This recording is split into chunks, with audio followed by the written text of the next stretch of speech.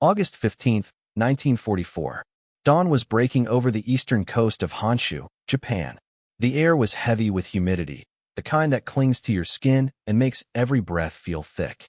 Lieutenant Hiroshi Tanaka, a young fighter pilot of the Imperial Japanese Army Air Service, gripped the throttle of his Mitsubishi A6M0, eyes scanning the horizon.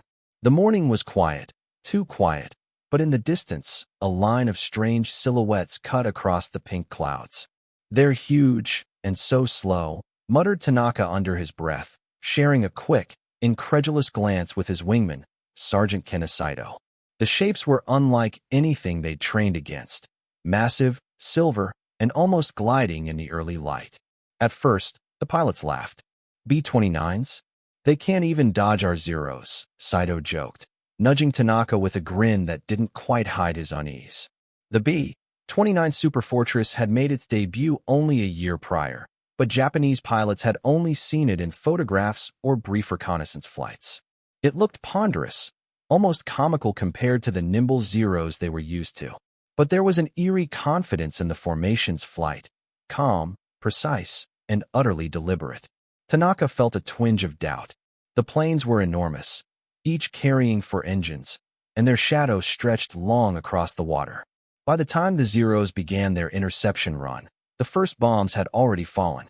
Fires ignited below, plumes of smoke rising from what appeared to be an industrial district just outside Tokyo. Tanaka's laughter died on his lips. The B-29s weren't just slow, they were operating at altitudes far above the effective ceiling of his Zero. Anti-aircraft fire below was reaching them only as a distant hiss. The massive bombers barely flinched. We can't reach them," Tanaka said, voice trembling. Around him, other pilots struggled, attempting maneuvers that would normally allow them to close the gap with ease. But the B-29's pressurized cabins and high-flying engines made it almost untouchable. It was as if they were flying gods, immune to every tactic he had spent years mastering. For the first time, the humor drained from the cockpits. The Zeros, once the pride of Japanese air power, now seemed fragile and inadequate. Tanaka forced his aircraft into a steep climb, straining the engine, his hands slick with sweat. He could hear the faint roar of the B-29 engines above him, like a distant thunderstorm that refused to be outrun. The bombers pressed on, releasing payloads with terrifying accuracy. By the time Tanaka looked down, entire city blocks were engulfed in flames. The morning laughter, the easy confidence, they vanished. In its place was a stark, paralyzing realization. These were not ordinary bombers, and Tokyo was not safe. August 15, 1944, 7:15 a.m. Tokyo's skyline was already smeared with smoke, the acrid tang of burning buildings filling the streets below. Lieutenant Tanaka banked sharply, trying to regroup with the rest of his squadron. Around him, the formation of Zeros wavered, some pilots breaking ranks in panic, others desperately clawing to gain altitude. The B-29s above seemed almost indifferent to the chaos they were creating. Captain Masahiro Fukuda, the squadron leader, clenched the controls of his Zero so tightly his knuckles whitened. "Don't underestimate them. Stick to the plan," he barked, though his voice betrayed the tension he felt. The men had mocked the first sight of these enormous bombers, joking about their lumbering speed and awkward proportions. But that mockery evaporated the moment the first incendiary bombs hit. Entire factories, homes, and schools vanished in a matter of minutes, replaced by towering walls of fire. Sergeant Sato's radio crackled as he attempted to coordinate with anti-aircraft units below. "We can't touch them, sir. They're too high, too fast for our guns." His words hung in the humid air like a warning bell. The realization spread through the squadron. Everything they thought they knew about air superiority was wrong. These bombers were not only beyond their reach, they were reshaping the rules of aerial warfare. As the B-29s pressed their attack, Tanaka found himself tracking one in particular, a massive silver bird that seemed to glide with effortless power. Its 4 engines roared in unison, and he could barely see its bomb bay doors opening to release incendiaries with deadly precision.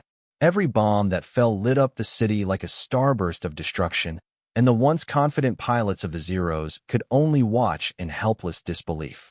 It was not just the height or speed that shocked them, it was the scale of destruction. Each B B-29 carried tons of explosives capable of leveling entire neighborhoods. In mere minutes, fires consumed blocks that had taken decades to build, and the cries from the streets below added a haunting soundtrack to the aerial spectacle. Tanaka's stomach churned. The laughter he had shared with his wingman at the sight of these slow, clumsy giants was replaced with a cold dread. Captain Fukuda barked orders again, this time urging his pilots into aggressive maneuvers that should have given them a chance. But for every climb or dive, the B-29s maintained their altitude and speed with uncanny stability. Even when anti-aircraft batteries below joined the fight, tracer rounds fell short, splashing harmlessly into the haze below. It was as if the bombers were untouchable specters, raining fire from the heavens while remaining beyond reach. By the time the B-29 formation retreated, the full extent of their devastation became apparent. Entire districts of Tokyo were engulfed, the fires merging into a massive, glowing scar across the city. Tanaka and his fellow pilots hovered above the destruction, silent, their previous confidence shattered. They had mocked the bomber as a slow, easy target, but now they understood the deadly truth. The B-29 had changed everything. August 15, 1944, 8 a.m. The sun had climbed higher, but the smoke rising from Tokyo cast long, dark shadows over the streets. Lieutenant Tanaka banked his Zero back toward the airbase, the hum of his engine almost drowned out by the heavy silence in the squadron. The other pilots were quiet too, each lost in thought, grappling with the scale of what they had just witnessed. In the briefing room later that morning, Captain Fukuda paced in front of a map of the Tokyo metropolitan area. He gestured toward the scorched zones with a trembling hand. "These bombers, they are unlike anything we've ever faced," he said, voice low but firm. "Speed, altitude, payload, we cannot intercept them with our current tactics. We are vulnerable, and the civilian population is in grave danger." The room was filled with the murmurs of officers who had come in mocking the Superfortress only hours earlier. Now, their laughter was gone, replaced by disbelief and urgency. Tanaka sat quietly, replaying the attack over and over in his mind.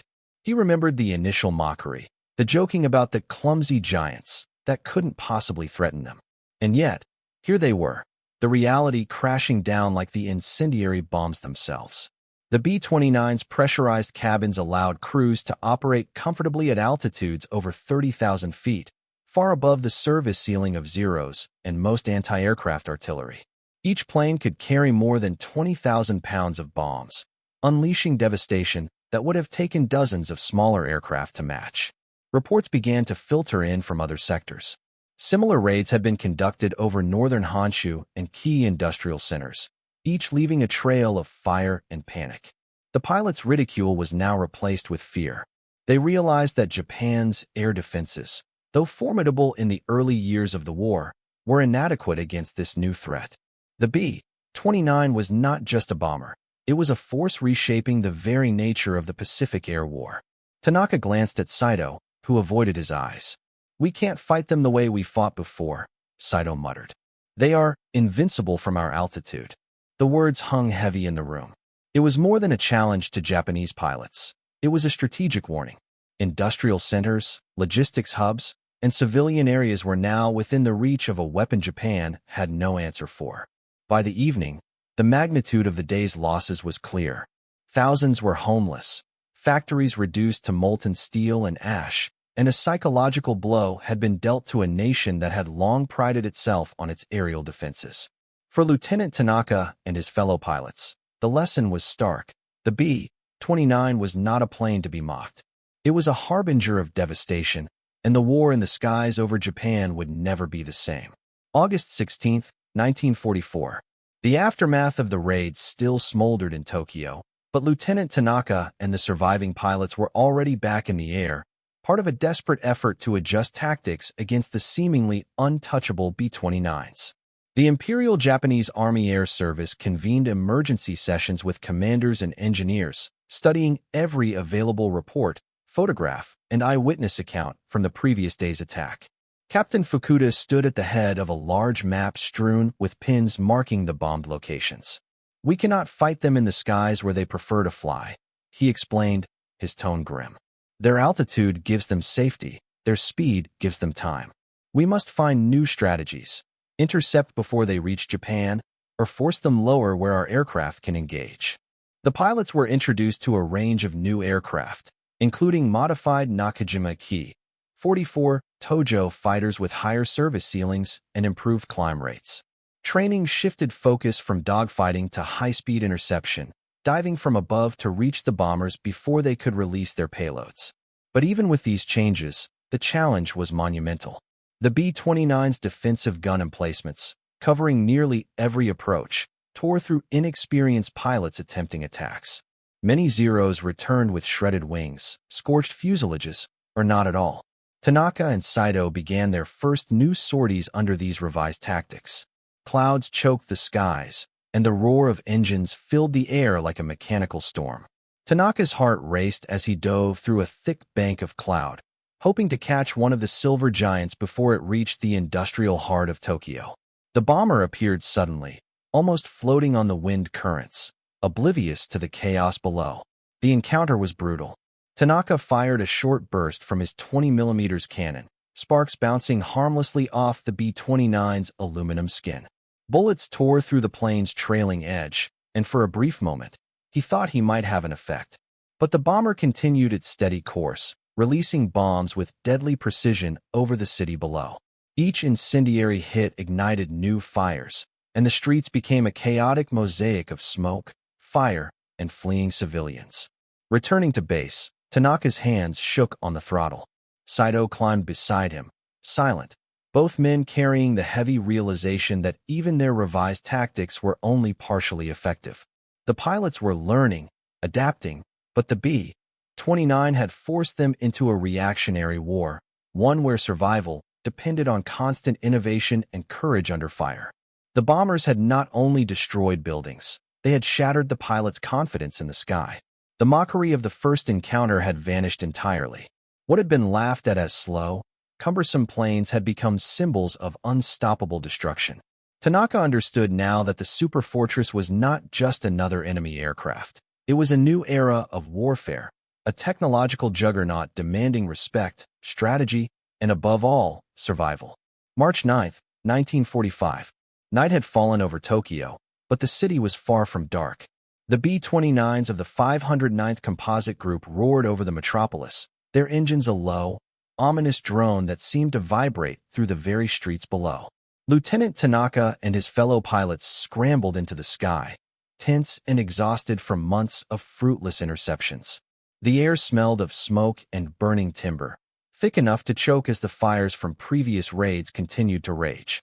The first bombers released their payloads, and the night erupted into a hellish glow. Incendiary bombs ignited neighborhoods almost instantly, creating a firestorm that engulfed entire districts. Tanaka twisted his Zero through the air, trying desperately to find an angle of attack, but each maneuver was met with the same frustrating result. The B-29s maintained their altitude, gliding above the reach of the Zero's guns. Captain Fukuda's voice crackled over the radio. "Focus on clusters. Target those we can reach. Protect civilians where possible." But it was little consolation. Below, the city burned like a river of molten gold and red, flames leaping from building to building, twisting metal and brick into grotesque shapes. The incendiary fires created their own winds, sucking oxygen and spreading destruction in unpredictable patterns. Tanaka's stomach churned as he watched the devastation. The superfortresses were relentless. Each bomber's precision was horrifyingly efficient. No corner of Tokyo was safe. The pilot's earlier amusement at the B-29's appearance had been replaced with disbelief and horror. Every sortie emphasized the same brutal lesson. Speed, altitude, payload, and pressurization made these bombers nearly untouchable. By dawn, the scale of the destruction became undeniable. Reports counted over 100,000 homes destroyed, tens of thousands of civilians dead, and entire districts erased. Tanaka landed back at the airfield, hands trembling on the controls. Around him, other pilots disembarked silently, eyes haunted by what they had witnessed. The laughter that greeted the first sight of the B-29 was a distant memory. Mockery had been replaced by stark, unflinching reality. The firestorm over Tokyo was not just a physical event, it was a psychological turning point. For Japanese pilots like Tanaka and Saito, the war in the air had changed irrevocably. The B-29 was more than an aircraft. It was a symbol of a new technological supremacy, a force that demanded both awe and terror. The pilots had mocked, laughed, and dismissed it, but the truth was undeniable. The Superfortress had reshaped the skies, and Japan could no longer claim mastery over them. Spring 1945. The once proud Zeros of the Imperial Japanese Army Air Service now felt like fragile shadows against the relentless power of the B-29. Lieutenant Tanaka sat in the briefing room, staring at photographs of the latest raids. Smoke still curled from Tokyo's ruins, a grim reminder of what the superfortresses could achieve with terrifying efficiency. The pilots who had once laughed at the clumsy giants now carried the heavy burden of understanding their enemy. Captain Fukuda addressed the room, his voice steady but laden with gravity. The B-29 is a weapon unlike any we've faced. Altitude, speed, defensive firepower, they are unmatched. Our Zeros alone cannot stop them. We must innovate, adapt, and coordinate with anti-aircraft defenses to survive. The room was silent. Each pilot digested the weight of the statement. Laughter had no place here. Only the cold reality of the air war remained. Tanaka reflected on his sorties. Every attempt to engage a B-29 had taught him that conventional dogfighting was ineffective. The bombers operated in near-perfect formation, their gunners covering every approach. The Japanese air defenses, formidable against earlier threats, struggled against this new technological marvel. Each raid left them exhausted, frustrated, and acutely aware that Japan's industrial and military limitations could no longer match the scale of the enemy. Saito, standing beside Tanaka, finally broke the silence. We mocked them at first. We thought them slow, cumbersome. Now I see, they are a force of nature. We can only hope to survive their next attack. The words were heavy with resignation. It was not just fear of the aircraft itself. It was fear of what they represented. An unstoppable combination of technology, strategy, and production capability that Japan could not counter. In the months that followed, the pilots continued to adapt, using night attacks, coordinated fighter sweeps, and the occasional lucky interception. But the B-29's shadow hung over every mission. Tokyo, Yokohama, Osaka, and other cities faced destruction on a scale previously unimaginable. For Tanaka, the transformation was personal. The mockery and bravado of his early days had been replaced by a hard-earned respect for the enemy and an acute awareness of human vulnerability in the face of technological power. The B-29 had arrived, laughed at in its infancy, then revealed as a force capable of reshaping the Pacific War. For the pilots who had once dismissed it, the lesson was clear. Sometimes, what you underestimate most is what will change everything. Summer 1945.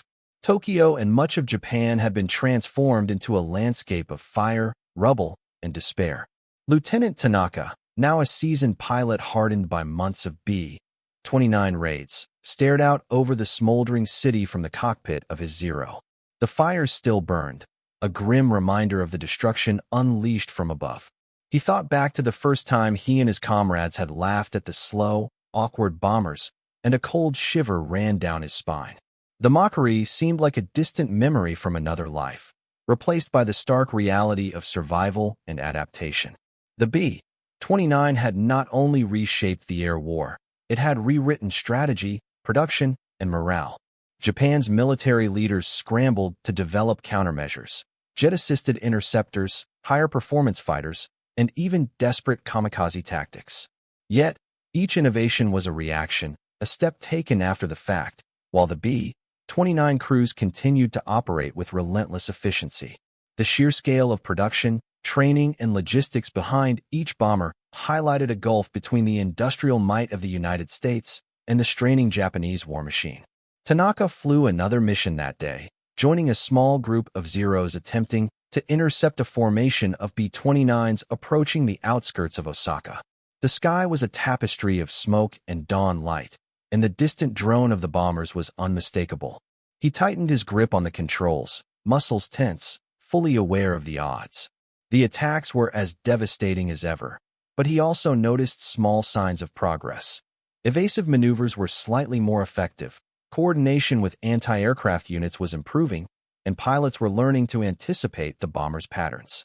Each sortie was a battle not just against steel and engines, but against fear itself.